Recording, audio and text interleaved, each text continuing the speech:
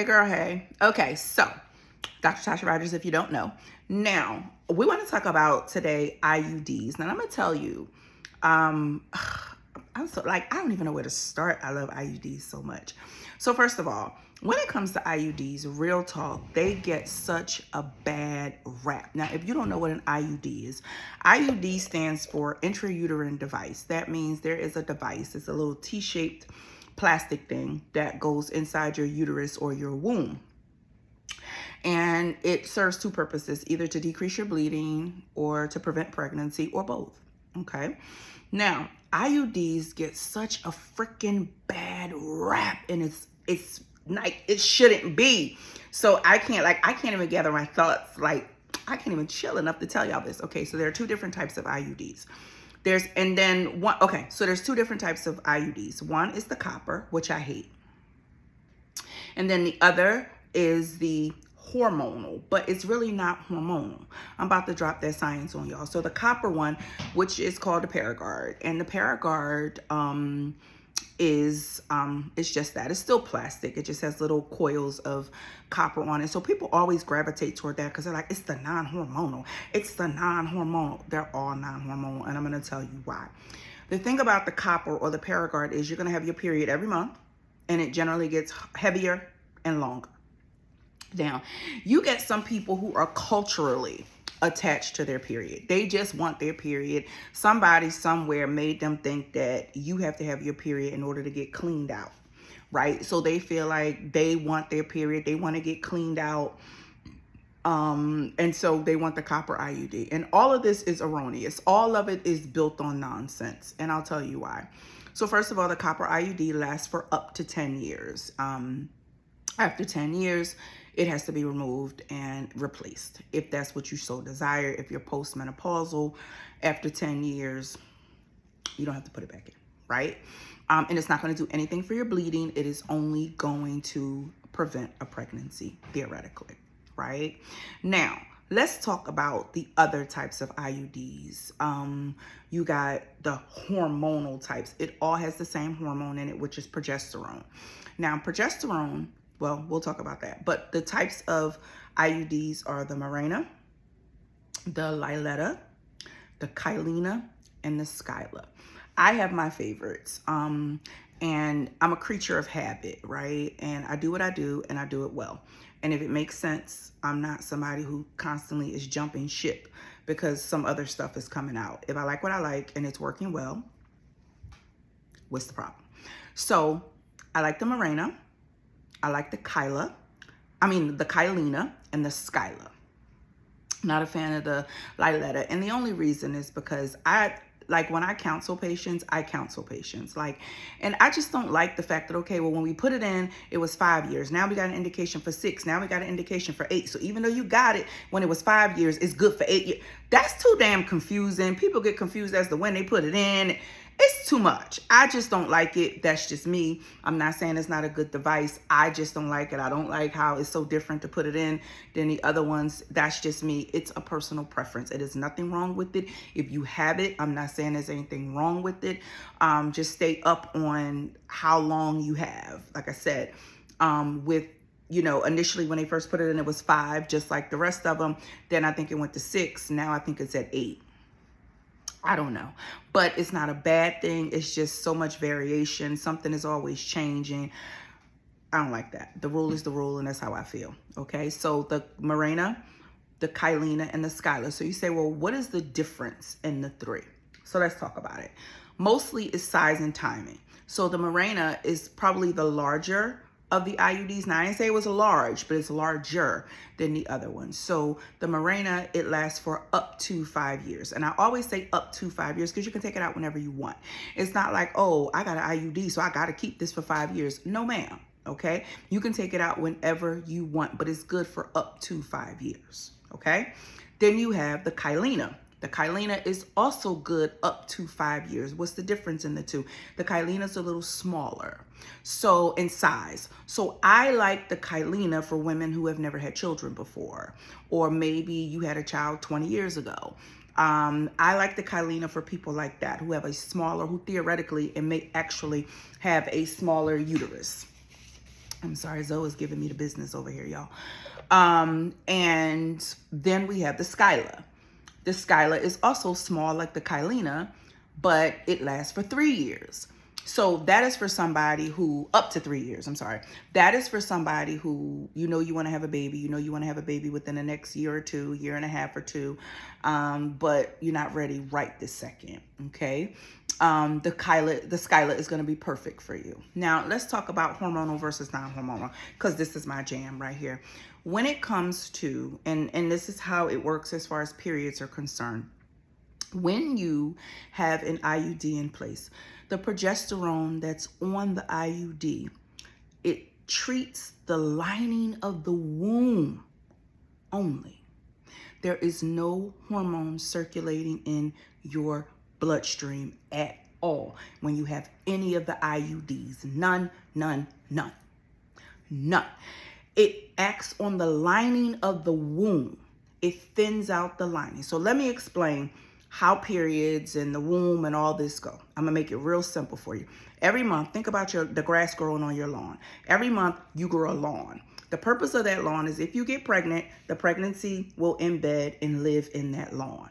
Okay, so part of the pregnancy prevention of the IUD is the progesterone prevents that lawn from growing. So if you don't have a lawn to grow, the embryo or, you know, the pregnancy cannot implant in the lawn because it ain't no lawn. Well, what do you think you bleed off every month? The lawn. So if you don't get pregnant, you bleed the lawn off. So when you have an IUD that prevents you from building a lawn, what don't you have? You don't have nothing to bleed off. So it's not as if something is getting backed up or that you know, it's not coming out or it's not cleansing you out. That's a thing that old school, our grandmamas used to say, our grandmamas used to think, because you have to think in terms of common sense, because that's all they had. They didn't have doctors to educate them. They didn't have people who would sit and talk to them. So they had to use their common sense when it came to certain things. But the common sense is not the actual thing that happens. Does that make sense? So nothing is getting backed up. If you don't have anything to bleed off, then you don't have a period. Okay, and that is the whole purpose of the IUD. That's how it controls bleeding, and that's also how it prevents pregnancy. Does that make sense? Now, for my girlies who are like, no, because I had IUD, it made me fat, it made me hungry, it gave me acne, my hair came out, all those things, which I've heard as well. And it probably happened. It's not to say that it didn't happen, but if y'all listening, I'm gonna give y'all a minute, because this is a cliffhanger. If you have had side effects from your IUD, it is likely that it was placed improperly. Boom! I'll wait for y'all to catch that. If you have side effects from your IUD, it is likely. Why? Why? Because when you put an IUD in the womb, you're kind of supposed to drop it in the middle of the womb and drop it there. And not just drop it, but place it carefully there. But either way, it just drops in the middle of the uterus, right? And so that's when that progesterone is going all on the lining of the uterus and is thinning out the lining of the uterus. But if you get somebody who has placed it improperly, and it can happen, it's not that somebody did you wrong or malpractice. No, it can happen. That it was placed too far into the muscle. Well, if instead of being on the lining of the uterus, now it's in the muscle, where you think the hormone going? In your bloodstream. So then what are you going to start to have? Side effects, acne, weight gain, depression, not wanting to have sex, all the things, all hungry, all the things that progesterone will, bleeding, that progesterone will cause if it were in your bloodstream, or could cause if it were in your bloodstream, right? So although this is not common practice, and it may not be like even efficient practice, is what I do. Okay, I've placed thousands of IUDs.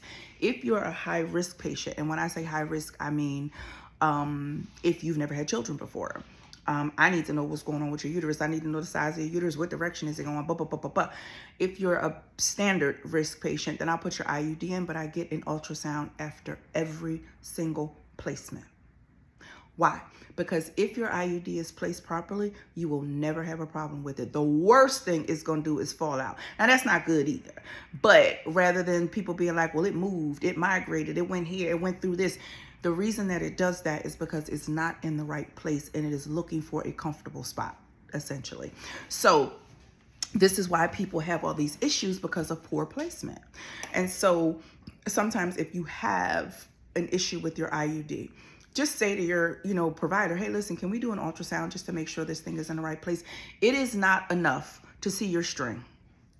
The string's going to hang from the bottom of it anyway. Okay, the string hangs. Does that mean that it's not too far to the left or too far to the right or too far up? It doesn't mean that. It can still be all of those things and you will still see the string. So to check for string placement, that doesn't check for IUD placement. It checks for IUD to make sure that it's there. It didn't fall out. Okay, I see the string. Zoe, I see the string, so I know that it's there.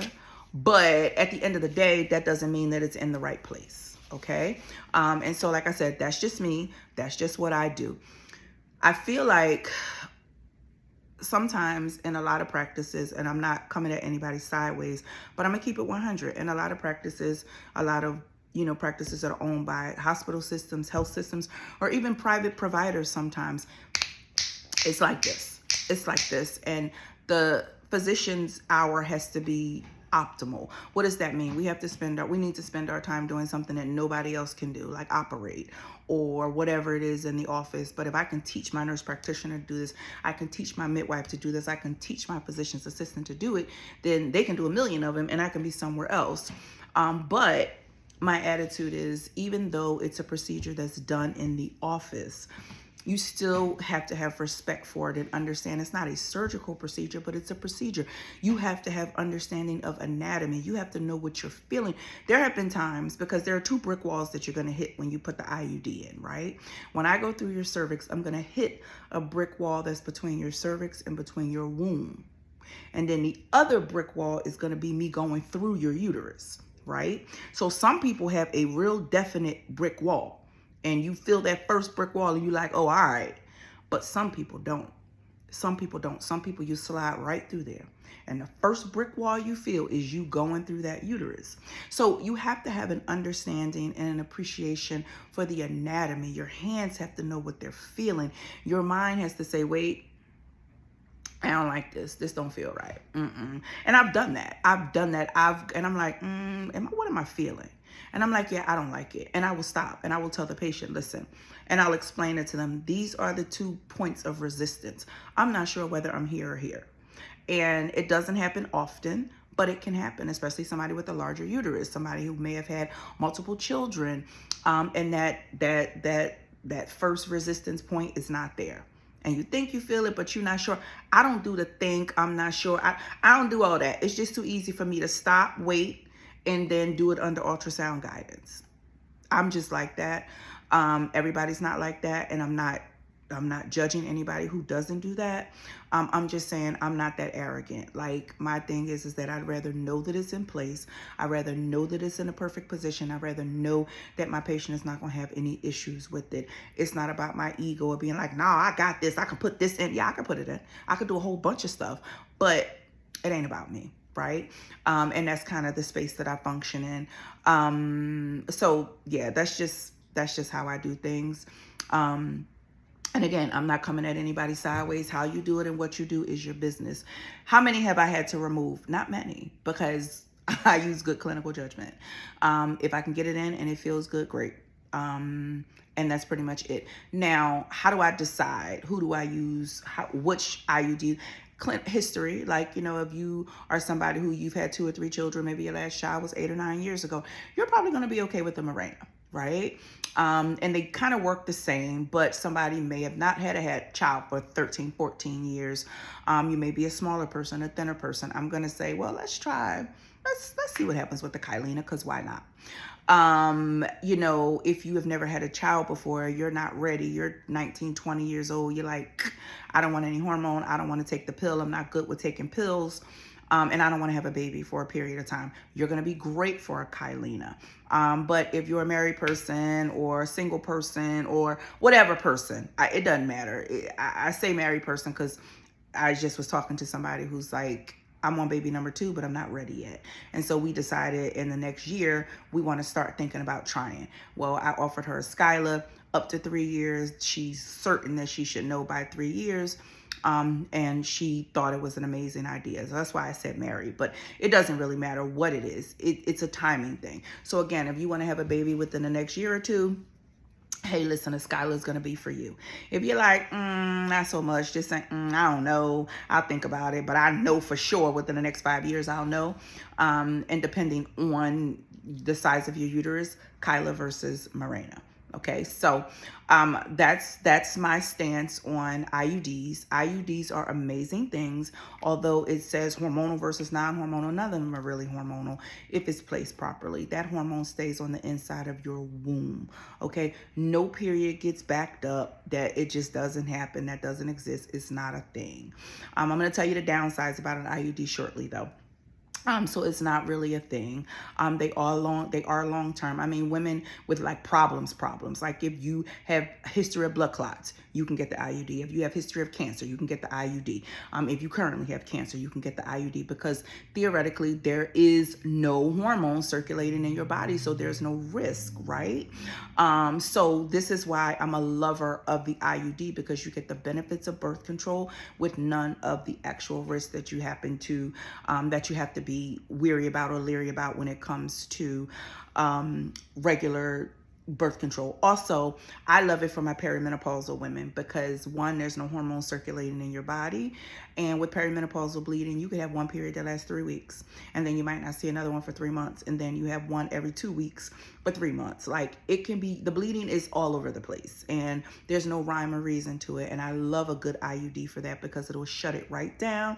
Again, no risk. I'm not putting any hormone into, if that's not what you want, I'm not doing that. And so I love it. It has so many different audiences.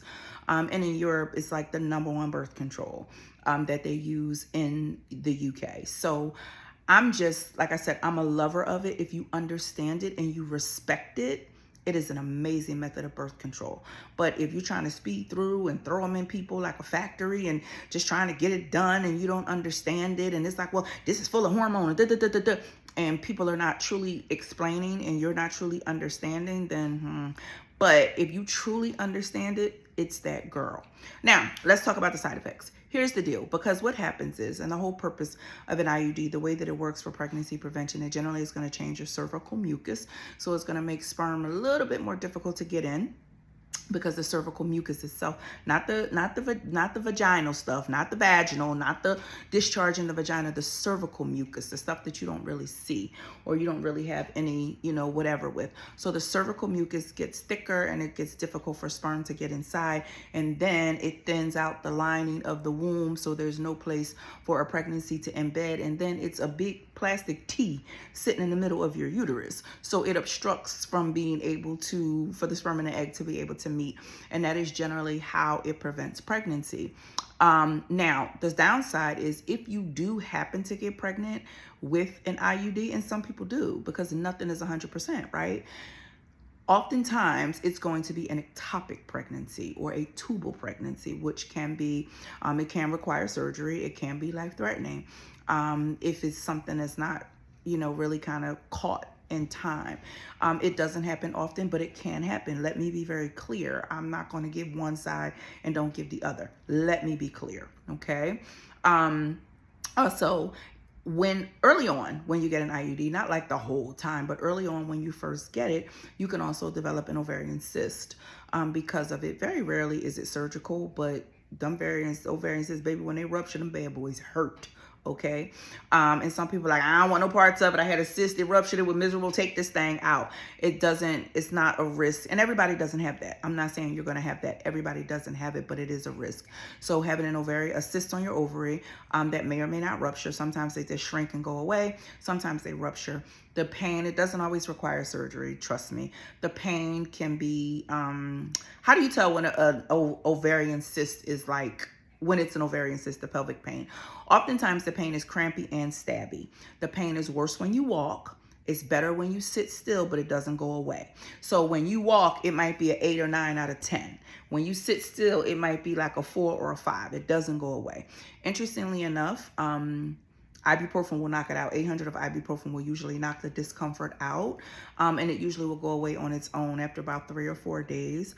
But if it's a big cyst, and it's a lot of fluid in the belly, then that can require surgical intervention, and you kind of gotta go based on the amount of pain that you have. So if you like, no, she said an 8 or 9, this is a 15, get your tail to the ER so they can get an ultrasound and we can see what's going on with you. Don't sit home based on something that somebody said. So those are the downsides. If you are going to get pregnant, or if it is going to fail, it's likely going to be an ectopic pregnancy. And you can develop an ovarian cyst early on, the first couple of months of having an IUD. Okay, so those are the two downsides of it. Now, people always say, well, my sister had one and the baby was born holding an IUD. Girl, I don't know. I have seen that. I'm not gonna lie, I have seen that. 7,000 deliveries in, I have seen that. I don't know whether it was a placement issue. I really don't know, or whether that child just had a purpose, and no matter what was going down, that child was going to get here. I don't know, but either way, it is what it is. But these things don't happen very often, and IUDs can be repeated. So after your first 5 years, you had an amazing 5 years, sign me up, sign me up. I'll pull that one out, I'll put another one right back in, and yes, you're going for a whole nother ultrasound. And so that's my take on it. So I hope if you've had a bad experience with an IUD, please don't sour other people to it, because I can say, well, I had this and I had this and I had this. And I say, well, did they do an ultrasound? Nope. Right. So, don't, because you had a bad experience, likely when it comes to an IUD, I'm going to say 90%, 95% of your experience is going to be based on your provider.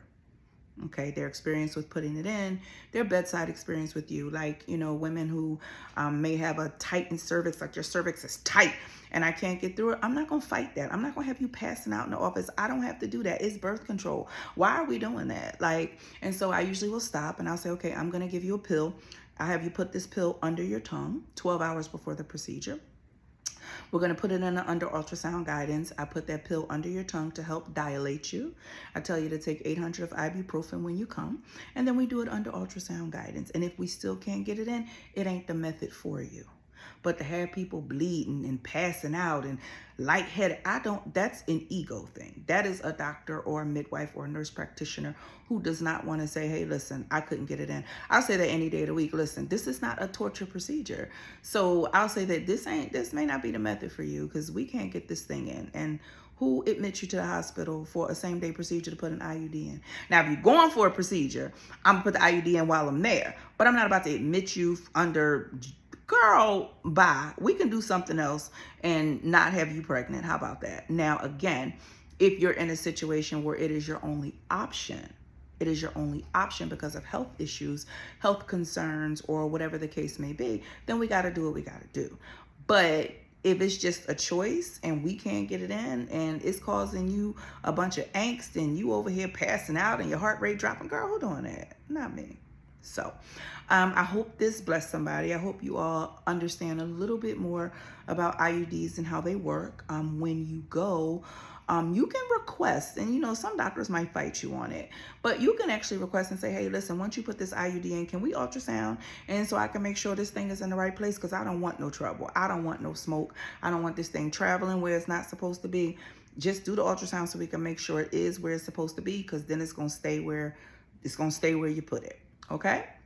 So hope this blessed somebody. It's Dr. Tasha Roger. I'm out. And don't forget to watch the podcast, Dr. Tasha After Dark. And thanks for joining.